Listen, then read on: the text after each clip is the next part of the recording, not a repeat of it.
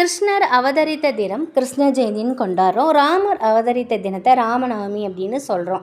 சுபகாரியங்கள் செய்வதற்கு ஏற்றதல்ல அப்படின்னு மனிதர்களால் ஒதுக்கப்படும் நவமி திதியில் அவதரித்தன் மூலம் நவமி திதி ரொம்ப சிறப்பு வாய்ந்ததாக சொல்லப்படுது.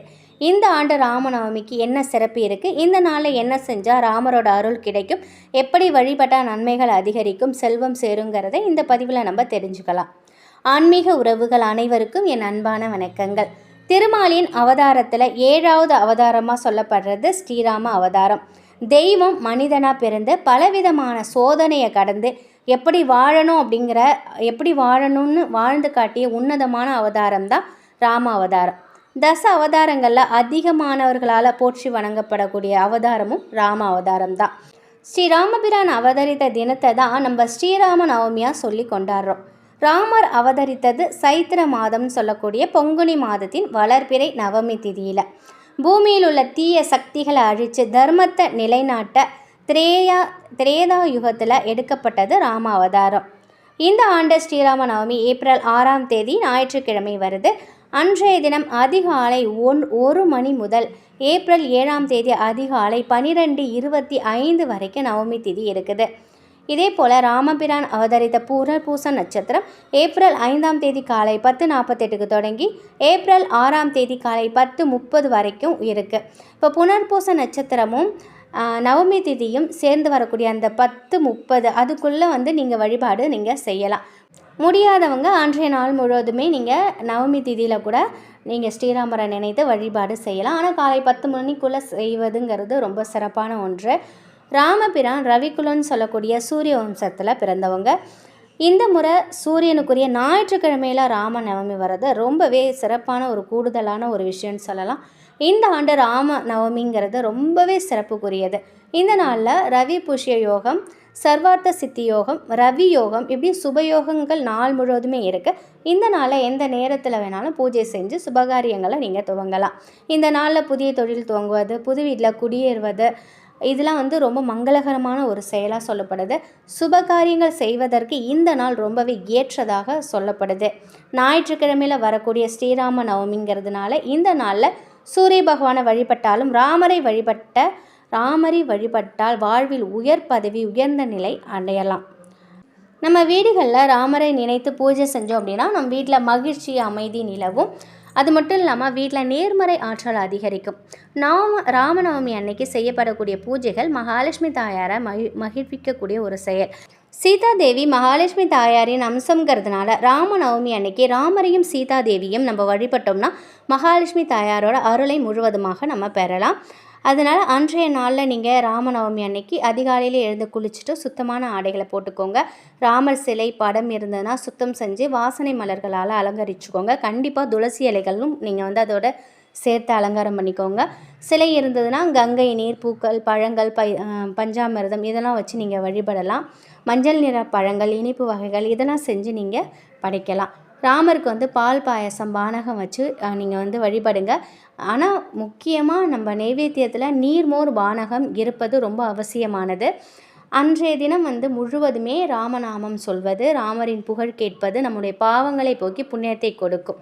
அது மட்டும் இல்லாமல் நம்ம கடைசியாக நம்முடைய பாவம், அதாவது முன்னாடி செய்த பாவங்கள் எல்லாம் போகணும் அப்படின்னு சொல்லி மனசார நம்ம ராமபிரான்ட்ட மன்னிப்பு கேட்கணும். இதனால் ராமரோட பரிபூர்ண அருள் கிடைச்சு நம்ம வாழ்க்கையில் பலவிதமான மாற்றங்கள் நிகழும், நன்மைகள் அதிகரிக்கும். அன்றைய நாளில் ஸ்ரீராம நவமியில் கட்டாயம் நம்ம துளசி இலைகளை வைத்து நம்ம வணங்கணும். அது மட்டும் இல்லாமல் அந்த நாளில் அசைவத்தை தவிர்த்தணும். யார் மேலேயும் நம்ம கோவப்படக்கூடாது. முடிஞ்ச அளவுக்கு நம்ம தான தர்மங்கள் அன்றைய நாளில் நம்ம செய்யுங்க.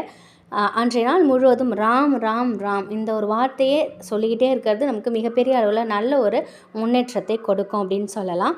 ஸ்ரீராமர் அவதரித்த அந்த நாள் ஸ்ரீராம நவமி நாளில் அவரோட ஜாதகத்தை தரிசிப்பதும் வழிபடுவதும் நமக்கு புண்ணிய பலன்களை பெற்றுக் கொடுக்கும். ராமரோட படத்தை வழிபடலாம், ஆனால் ராமரோட ஜாதகத்தை எதற்காக வழிபடணுங்கிற சந்தேகம் பலருக்கும் வரும். அப்படிப்பட்டவங்க முதல்ல ராமரோட ஜாதகம் பற்றின விவரத்தை நம்ம முதல்ல தெரிஞ்சுப்போம். ராம நவமி நாளில் ராம ஜாதகத்தை தரிசிக்கிறதுனால நோய் கடன்கள் தீரும், எதிரிகள் பலங்குன்றி போவாங்க. மகாவிஷ்ணுவின் 7வது அவதாரமான ராமர் பூமியில் அவதரித்த சமயத்தில் 5 கிரகங்கள் உச்சம் பெற்றிருந்ததாக சொல்லப்படுது. மேஷத்தில் சூரியன் உச்சம், கடகத்தில் சந்திரன் ஆட்சி, குரு உச்சம், துளாராசியில் சனி உச்சம், மகரத்தில் செவ்வாய் உச்சம், மீனத்தில் சுக்கிரன் உச்சம். இப்படி இவ்வளோ அம்சத்தில் அமைந்தது ராமரோட ஜாதகம். இதை நம்ம தரிசனம் செய்தாலே நவகிரக தோஷங்கள் எல்லாமே விலகுங்கிறது நம்பிக்கை. இப்படி 5 முக்கிய கிரகங்கள் உச்சம் பெற்று இருக்கிறது ரொம்பவே அபூர்வமான ஒரு நிகழ்வு. இப்படிப்பட்ட ராமரோட ஜாதகத்தை நம்ம வீட்டின் பூஜை அறையில் வச்சு பூஜை செஞ்சு வந்தால் நம்முடைய ஜாதகத்தில் இருக்கக்கூடிய தோஷங்கள், அதனால் ஏற்படக்கூடிய கஷ்டங்கள் நீங்குங்கிறது ஐதீகம். வாழ்க்கையில் முன்னேற்றம் ஏற்படும், தீராத நோய்கள் தீரும், ஐஸ்வர்யங்கள் நிறைந்த வாழ்க்கை கிடைக்கும். ராமர் அப்படின்னாலே ஆனந்தம் அளிப்பவன் அப்படிங்கிறது அர்த்தம். எத்தனை துன்பங்கள் வந்த போதிலும் ஒரு மனைவி, ஒரு சொல், ஒரு வில் என வாழ்ந்து காட்டியவர் ராமர். ராமரின் வில்லுக்கு ஈடு இணையே கிடையாதுன்னு சொல்லுவாங்க. ஆதிசங்கர, ஸ்ரீ ராகவேந்திரர் உள்ளிட்ட மகான்கள் பலரும் ராமரையே ஆராதித்து தெய்வ நிலைக்கு உயர்ந்தவங்க. ராமாயணத்தை படிக்கிறது, கேட்கறது எப்படி புண்ணியம் தரக்கூடியதோ அதே போல் ஸ்ரீராமரோட ஜாதகத்தை தரிசனம் செய்வது மிகப்பெரிய புண்ணிய பலனை நமக்கு கொடுக்கும். அதனால் ஸ்ரீராமரோட அந்த ஜாதக தகடு கிடச்சிதுன்னா வாங்கி வச்சுக்கோங்க. அப்படி இல்லைனாக்கா இப்போ கூகுளே சர்ச் பண்ணிங்கன்னா ஸ்ரீராமர் ஜாதகம் வரும். அதை நீங்கள் அழகாக வெள்ளை பேப்பரில் வரைஞ்சி வச்சுக்கோங்க. இல்லைன்னா நீங்கள் செல்லில் கூட நீங்கள் ஃபோட்டோ எடுத்து அதை அன்றைய நாளில் நீங்கள் பார்க்கலாம். இல்லை நீங்கள் பூஜை அறையில் வைக்கிறீங்கன்னா ஒரு வெள்ளை பேப்பரில் இந்த ஜாதகத்தை வரைஞ்சி அதை மஞ்சள் குங்குமம் பொட்டுலாம் வச்சு அதை 4 மூலையிலையும் வச்சுட்டு அதை வச்சு அந்த ஸ்ரீராம நவமி நாளில் ஒரு 5 நிமிஷம் பாருங்கள். நிச்சயமாக நம்ப முடியாத அதிசயங்கள் உங்கள் வாழ்க்கையில் கண்டிப்பாக நடக்கும். ஸ்ரீராம நவமி நாளில் ஸ்ரீராமரை எப்படி நம்ம வணங்குறோமோ, எப்படி போற்றி புகழ்கிறோமோ, அதே போல் அவரோட ஜாதகத்தை ஒரு 5 நிமிடம் பார்ப்பது நம் வாழ்க்கையில் மிகப்பெரிய அளவில் நல்ல முன்னேற்றத்தை கொடுக்கும். நிச்சயம் இந்த ஒரு தகவல் உங்களுக்கு பயனுள்ளதாக இருக்கும் அப்படின்னு நம்புகிறேன். ஸ்ரீராம நவமி நாளில் ராம் ராம் ராம்ங்கிற அந்த வார்த்தையை திரும்ப திரும்ப சொல்லிக்கிட்டே இருங்க. அனைத்து நலன்களும் உங்களுக்கு கிடைக்கும். நன்றி.